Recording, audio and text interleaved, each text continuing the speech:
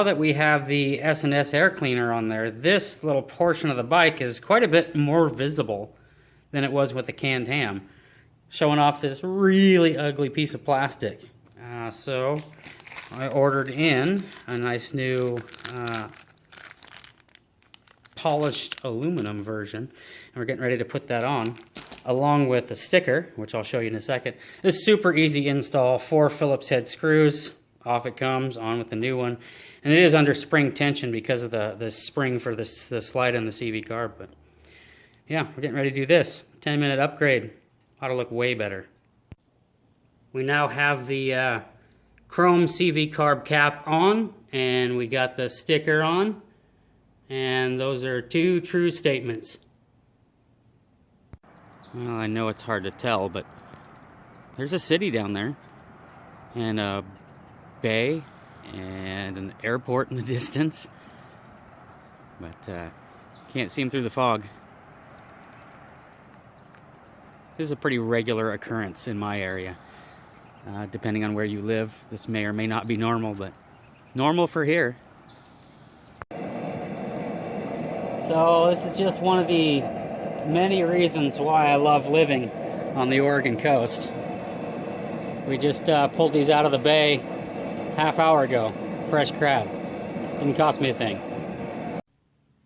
So, in light of everything going on currently in the U.S. with the coronavirus, I live in Oregon, and varying states have different degrees of regulations or restrictions on what you can and can't do, where you can and can't go. Oregon doesn't have any mandates per se. They just have some recommendations. They recommend you don't leave your house unless it's for essentials or to go to work. Again, it's not a mandate. It's just recommendations at this point. But I've taken advantage of some of this extra time at home to do some things that I wanted to get done. One of those was change the oil in the bike. I've owned the bike for a little over a year now, and I had not until yesterday changed the oil in it.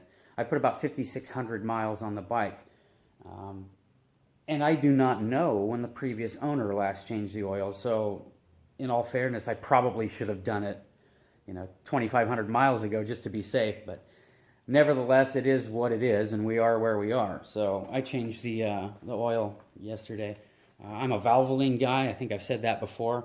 Nobody in town had Valvoline conventional 2050. That's what's recommended for the bike. So I had to order some 2050. This is it here, Valvoline.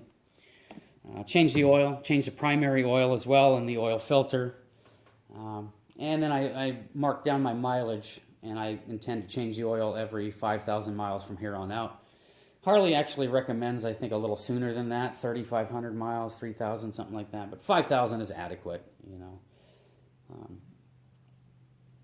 Yeah.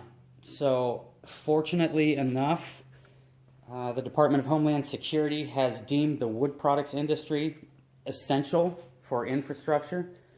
So, at this point in time, I'm still working, which is great. And I'm still working 11-hour days now, 55-hour weeks. So at this point in time, nothing has changed as far as my employment. My girlfriend works for Walmart, evil old empire Walmart, Chinese supporting Walmart, and she is still working and still working her regular hours. So at the moment, and I feel very, very fortunate for that. Financially, this whole COVID-19, coronavirus, Kung flu, whatever you want to call it, has not affected me or my family, my immediate family, directly at this point in time. People are getting weird. I have a feeling people are going to get more weird as time goes on.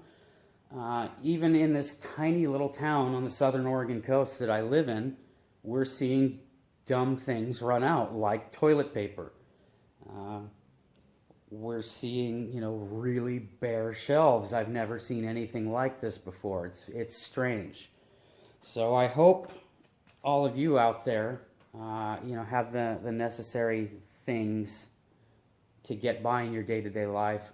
I hope that, you know, you have enough extra food and water and, you know, toiletries and essentials to get you through, you know, any more dumb things that are going to happen, you know. Yeah, it's strange times. Got a new drone for the channel. I'm pretty excited about it. So that new drone is the Mavic Mini on the left. The drone on the right is the Spark, and up until this point in time, 99% of the aerial footage you've seen on this channel has been shot on the Spark. Both these drones are manufactured by DJI. The Spark is a fantastic drone, the one on the right. It has a 2-axis stabilized gimbal. The main reason I purchased the Mavic Mini is because it has a 3-axis stabilized gimbal. So smoother footage yet. The Mavic Mini on the left also records in 2.7K, whereas the Spark records in 1080. All of my videos that I upload to YouTube are in 1080. So what I'll probably do in the future when I record with the Mavic Mini is I'll record in 2.7, and then when I render the video and upload it, I'll upload it in 1080. So it'll still be a better picture than if I would have just recorded in straight 1080. But the resolution of the video really didn't matter to me. Another really nice bonus of the Mavic Mini, my very first flight with it, I think, was 24 minutes, just playing around here in the backyard. That's on 1 battery. I bought the Fly More kit, so it comes with 3 batteries. So well over an hour of flight time with those 3 batteries, whereas the Spark at best, at the very best, I think I got 12 minutes of battery, and I only have 2. So, you know, you're looking at best, both batteries of the Spark is about equivalent to 1 battery of the Mavic Mini, and I have 3 of them. So flight times are fantastic as well. Not to mention, again, none less important to other people, it really doesn't matter to me, is the fact that the Mavic Mini on the left is only 249 grams. So that puts it under the regulated weight for drones as far as the FAA is concerned. So, you know, over 250 grams and above, you're supposed to register it. Like a bad boy, I never registered my Spark. I never registered my race drone.